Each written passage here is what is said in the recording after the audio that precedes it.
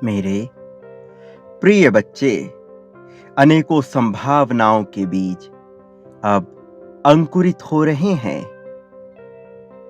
जो अब तुम्हारे लिए खुशियों के सभी मार्ग के द्वार खोलने जा रहे हैं। तुम्हारे समक्ष अब कई द्वार होंगे। ये सभी तुम्हें सफलता की चरम सीमा तक ले जाएंगे। अब तुम विजेता बनने वाले हो। सभी मार्ग देखने में भले ही एक समान होंगे, लेकिन इनमें एक द्वार अत्यंत ही दिव्य होगा। यह दिव्यता से पूरी तरह से युक्त होगा, जो तुम्हें केवल भौतिक सफलता ही नहीं बल्कि आध्यात्मिक सफलता भी दिलाएगा। मेरे प्रिय, यही वो मोड़ है जहां जीवन तुम्हें एक बार फिर से नया अवसर दे रहा है। इसलिए तुम्हें इस संदेश को पूर्ण सुनना है। किसी भी परिस्थिति में इसे अधूरा नहीं छोड़ना है। ये तुम्हारे द्वारा किए गए कर्मों और परिश्रम का ही परिणाम है जो आज तुम यहाँ पहुंच रहे हो। तुम्हारे मन में अब वो विचार उत्पन्न हो रहा है जो तुम्हें स्वयं की खोज करने पर मजबूर कर देगा, और प्रकृति द्वारा तुम्हारी तैयारी लगातार करवाएगा। अब तुम्हें बाहरी नकारात्मक शक्तियों से बचा कर रखा जाएगा।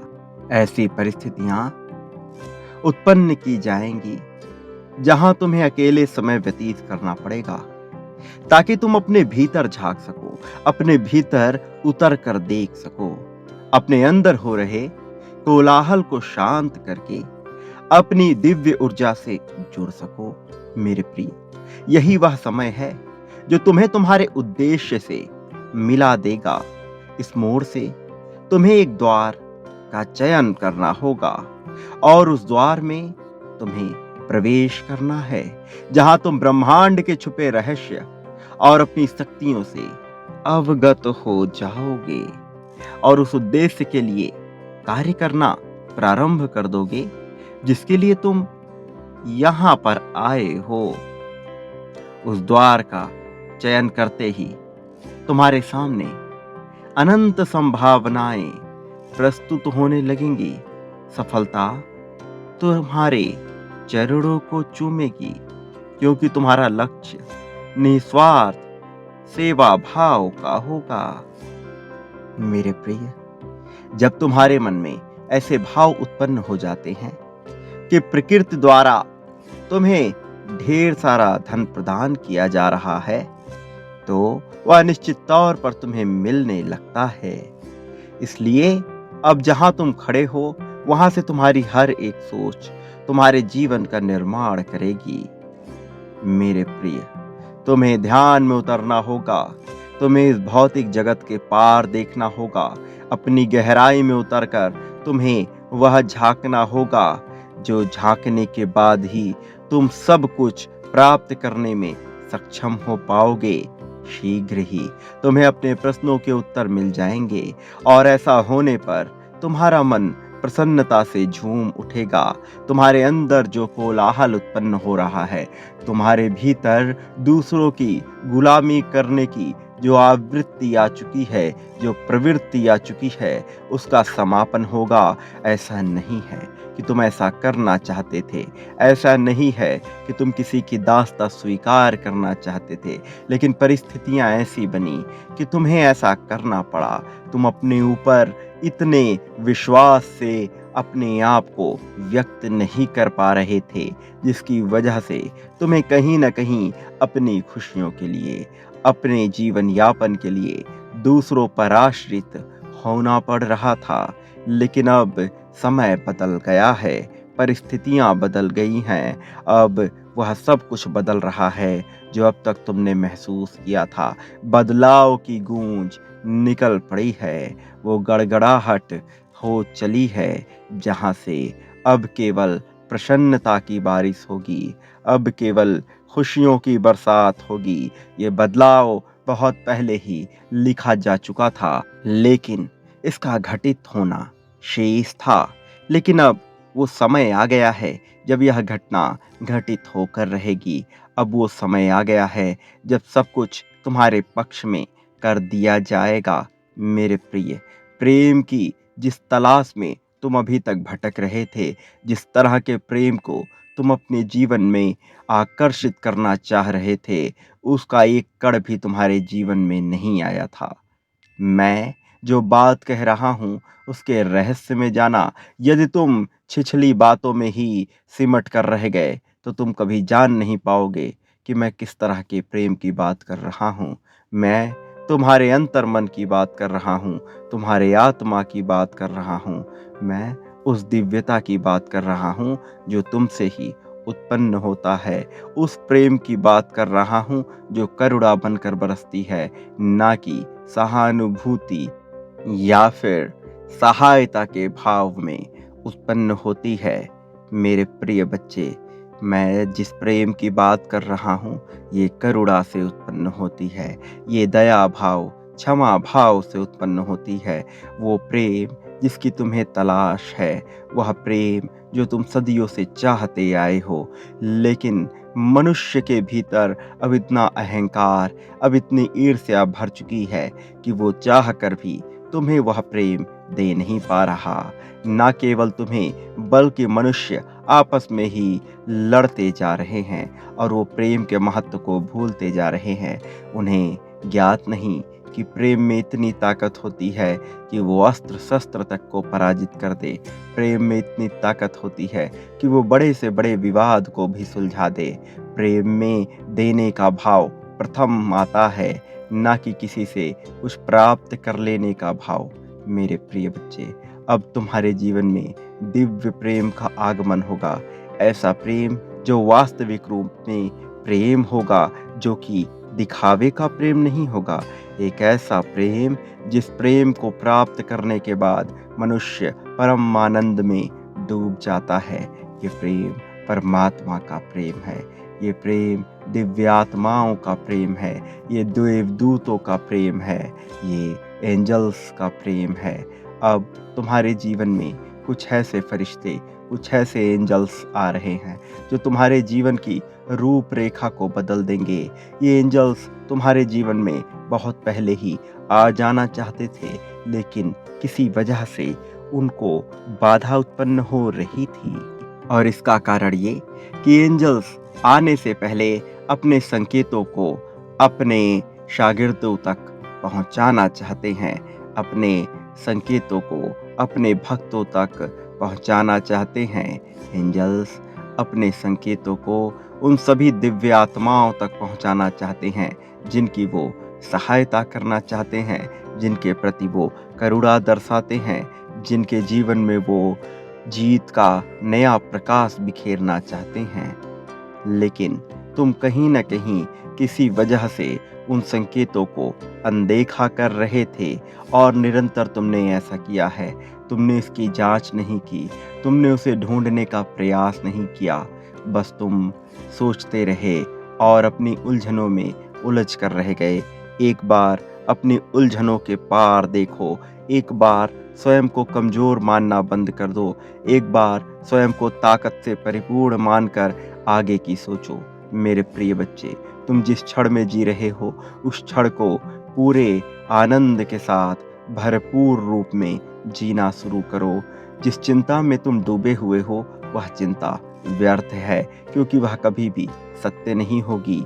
वह सत्य हो सकती है तो केवल एक तरीके से, जब तुम उसे बेवजह सदा ही आकर्षित करते रहो। इसलिए मैं तुम्हें रोक रहा हूँ, मैं तुम्हें संकेत दे रहा हूँ, मैं तुम्हें सचेत कर रहा हूँ। मेरे प्रिय, निरंतर उन समस्याओं का विचार ना करो जो तुम पर लादा गया है। उन समस्याओं का विचार ना करो जो तुम्हें गुलामी करने पर मजबूर कर रहा है।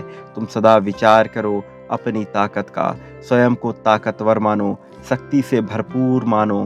तुम्हें कोई हराने वाला नहीं उत्पन्न हुआ है और ना ही आगे आने वाले समय में कोई तुम्हें हरा पाएगा। मेरे प्रिय, स्वयं को जितना हो सके उतना ज्यादा शक्तिशाली मानो। अपने भीतर आत्मविश्वास की पूरी एक भंडार को जागृत कर दो। मेरे प्रिय, अपने आत्मविश्वास को जगा कर रखो। क्यों व्यर्थ की चिंता कर रहे हो?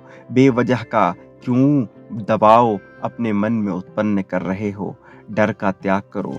जब तुम भय का त्याग करोगे तभी तुम सकारात्मक भाव से और सहज रूप से अपने जीवन को ले पाओगे।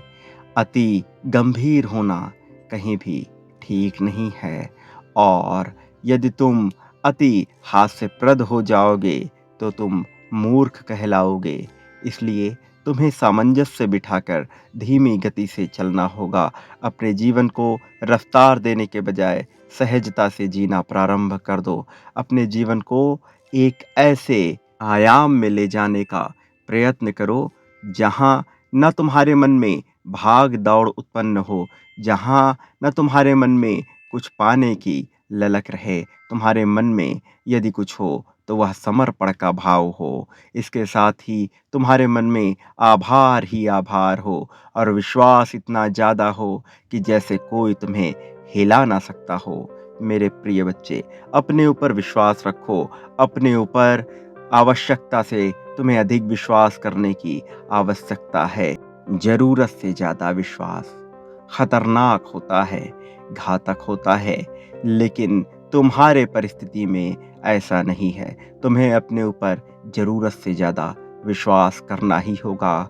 जो तुम्हें मिला हुआ है उसका आभार व्यक्त करके अपने ऊपर विश्वास और भी ज्यादा प्रगाढ़ करते जाओ। जब मैं तुमसे कह रहा हूँ कि तुम्हें कोई हानि नहीं होगी, जब मैं तुमसे बता रहा हूँ कि तुम्हारा कोई नुकसान नहीं करता, तो फिर तुम इस पर पूर्ण विश्वास रखो।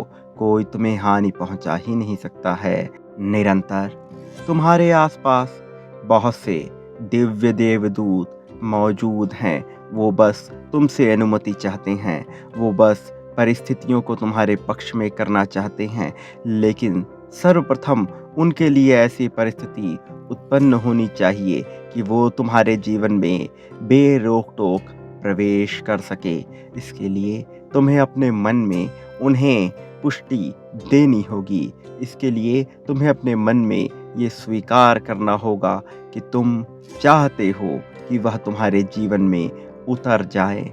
मेरे प्रिय बच्चे, तुम अपने दुखों का विचार ना किया करो, क्योंकि जब जब तुम अपने दुखों का विचार करते हो तब तब तुम स्वयं ही बाधा उत्पन्न करते हो उन फरिश्तों के लिए जो तुम्हारे जीवन में प्रवेश पाने को बेताब है, जो तुम्हारा जीवन बदलने को आतुर हो रहे हैं। मेरे प्रिय बच्चे, अब तुम सही मार्ग का चुनाव करो। जो अनंत दिव्य द्वार तुम्हारे सामने प्रस्तुत होने वाले हैं, उनमें तुम सही दिव्य द्वार का विचार करो। अपने भीतर उतरने की प्रक्रिया प्रारंभ कर दो। अब शुरुआत कर दो नई तरह से अपनी जीत का आगाज करने का। अब ये बिगुल बज जाने दो, विजय तिलक सज जाने दो, क्योंकि अब तुम जिस रथ पर सवार हो रहे हो ये तुम्हें विजेता बनाने ही आया है।